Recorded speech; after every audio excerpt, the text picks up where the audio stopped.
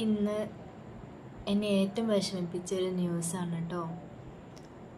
കണ്ണൂർ അഞ്ചരക്കണ്ടിയിൽ പഠിക്കുന്ന BDS വിദ്യാർത്ഥിയായ തിരുവനന്തപുരം സ്വദേശി നിതിൻ രാജിൻ്റെ മരണം. ഒരു വ്യക്തിയുടെ നിറത്തിൻ്റെ പേരിൽ, അമ്മയുടെ രോഗത്തിൻ്റെ പേരിൽ, അച്ഛൻ്റെ തൊഴിലിൻ്റെ പേരിലും ആ ദുഷ്ടന്മാർ കൊന്നുകളഞ്ഞത് ഒരു കുടുംബത്തിൻ്റെ പ്രതീക്ഷയാണ്. ഉഴുത്ത പട്ടി പോലെയുള്ള അസഭ്യ വാക്കുകളൊക്കെ വിളിച്ചിട്ടാണ് കേട്ടോ ആ നിതിൻ രാജ് എന്ന വ്യക്തിയെ അപമാനിച്ചത്. നമ്മൾ അറിഞ്ഞുകൊണ്ട് ആരും മരണത്തിലേക്ക് പോവില്ലല്ലോ. ഓരോരുത്തർക്കും ഓരോ സ്വപ്നങ്ങളും കാഴ്ചപ്പാടുകളും ഇല്ലേ?